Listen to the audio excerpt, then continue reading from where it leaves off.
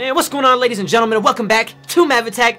I am sitting here right now about to play Insomnia. This is a hands-on impression slash I'm going to be talking about the gameplay as we're playing through. This is a prologue mission available to anybody that wishes to download it, so links will be in the description. Now, just a few little details about Insomnia. This is being developed by Studio Mono, and Insomnia is a dystopia with a dismal dieselpunk setting that takes place in a semi-deserted space metropolis, is the description that's given.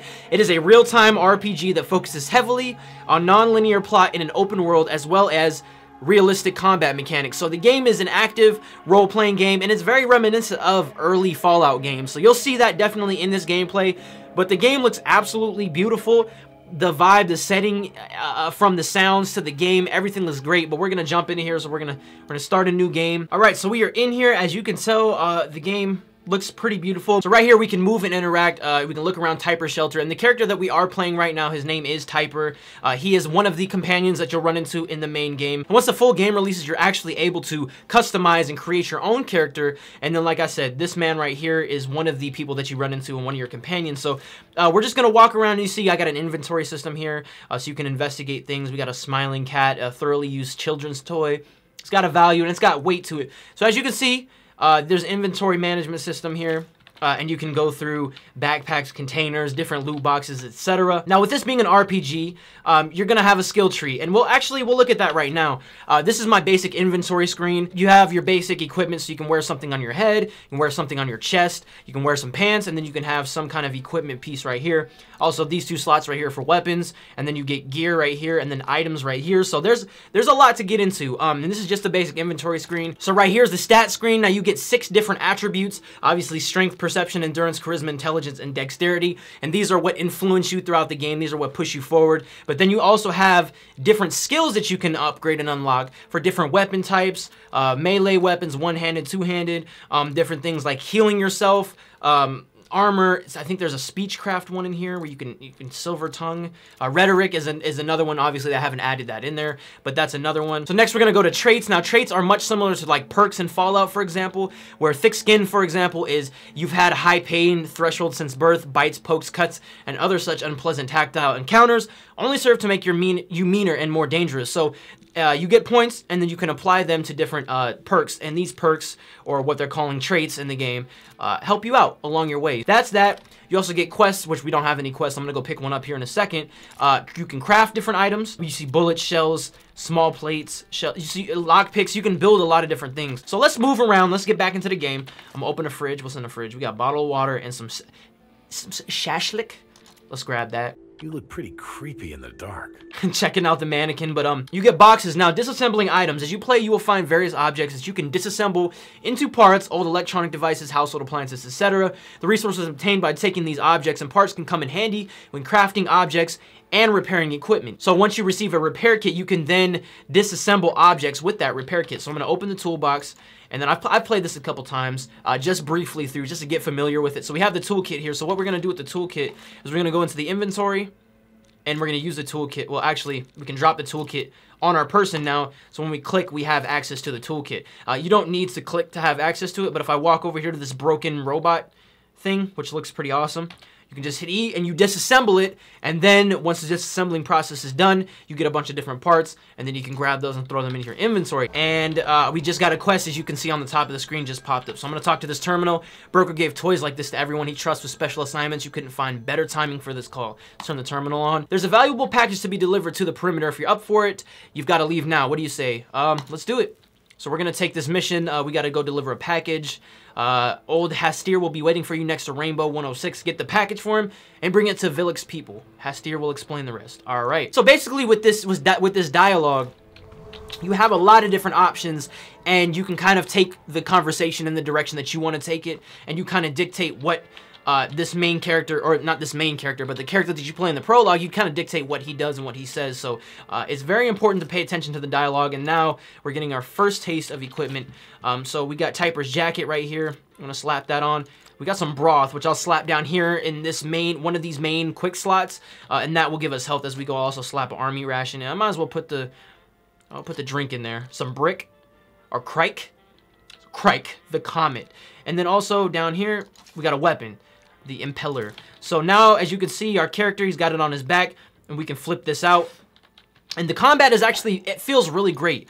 It's real time, so you're not just clicking and then he's just swinging away. Your click is a hit. So if we walk over to this, you click and you do a few hits, and so it's very active. It's active combat, and I love it. You can also do a block. You can also press while you're blocking, so you can, you know, push people back if you need to, but you can swing, and you can also put your sword away. So this guy trains us up. His name is the Crab Master. I'm gonna actually try to fight him right now and see if I don't get my ass kicked, because I was before. All right, you gonna block me? You gonna just block me? You can also hit the space bar to do jump backs, or you can roll to the side, which I like that active dodging system there too. And then of course, as you see on the top left hand corner of the screen, my active one-hand weapon skill just went up a little bit, which is pretty awesome. So as you actively fight and use weapons in different types, you're not blocking me. You stop that! Your actual skill will increase. Like I said earlier, it's active, so as you do, you will gain, and it's pretty interesting. I'm getting my ass kicked right now, if you couldn't tell. He's blocking the shit out of my... Oh, I got him. Whoa there, buddy. That's enough. You don't need to turn me into mince. They're building this in-game lore, this in-game atmosphere, and a lot of character. And as you can tell, like I said earlier, they're pretty inspired by Fallout, and they actually have part of the development team, people that have worked on previous Fallout games. So as I said, and I'm just going to read a few of my notes as we play along, but the Insomnia Prologue is an introduction where we are playing as this main character here, or I keep saying main character, but as the character we're playing as, named Typer, and we're going to run into this little drone right here. What's up, guy? The infobot was a gift from one of your eccentric friends. Shut up, Morty. You shut up. The hell is wrong with you, saucepan bot? Calm yourself already. It's hilarious. It sounds like some banter that we would have in the Mav Movement community Discord. Freaking hilarious. We can set his impudence level to 10% so he'll stop talking shit. But I like it. I like this robot's attitude. He said, "Go train, you lazy anal exit." I love the dialogue, but there's tons of different options you can put in here. Listen, why don't you ever shut up? And you can literally have an argument, conversation back and forth with this robot. So I'm gonna head over here now. This is the firearms training. So shooting, practice shooting. To start shooting, equip the weapon in the appropriate equipment slot. You take your weapon out with either one key or two. You press the left mouse button to aim, and then you hover over whatever you want to shoot. So we'll do it right now, and you can actively reload as well. So I'm gonna take the ammo. I'm gonna take the Typer gun. We're gonna go into the inventory, and I'm gonna equip that. And then automatically, once I flip this gun out, oh no, that's a sword. Once I flip this gun out, he should auto reload, which is awesome. Right mouse button to aim. So you can have actually a reticle that helps you aim, and as you move, the reticle increases and decreases. But if you actually go to attack, you will do a rifle buzz, so that's pretty cool. But you can actually just aim in, take a few shots. Got a critical hit. Ooh, good accuracy on that. But you get the point. You get the point. The shooting feels great, and you can actually can you roll? You can't actually roll while you're aiming.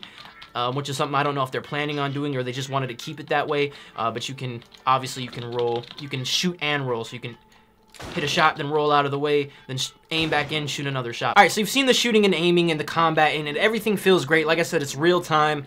It's active combat, which is awesome. So now we're gonna go ahead and proceed forward. New house.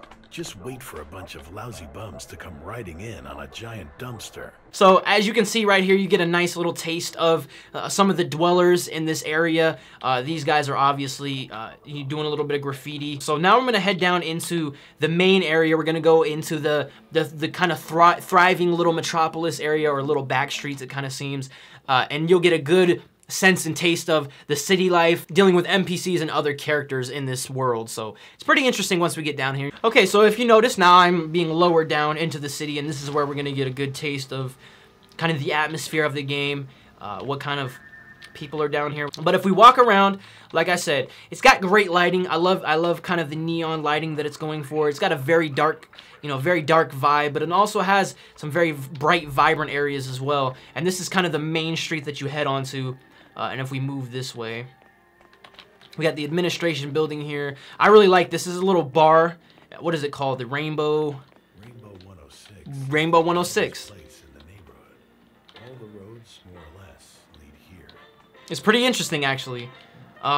With the lights and the vibe, and you hear the music, you see the people. Like I said, it does have a very hugely inspired Fallout presence, and I feel that. I feel that. But at the same time, I don't feel like this game is Fallout.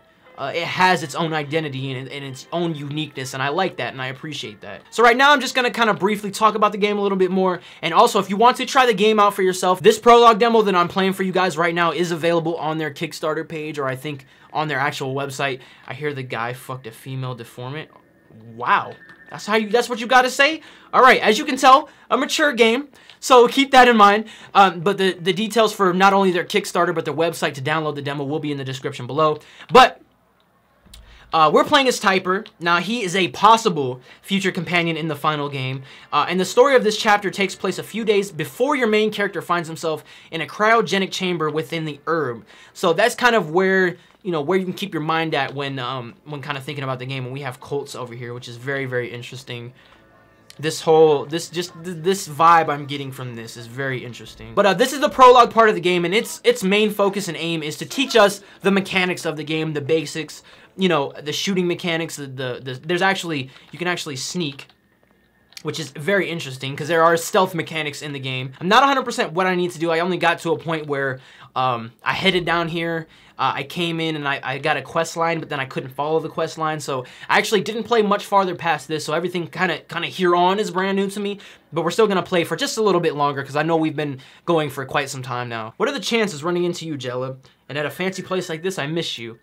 So you kind of hear Typer's kind of sarcastic asshole attitude. You better not get me angry, ass hands.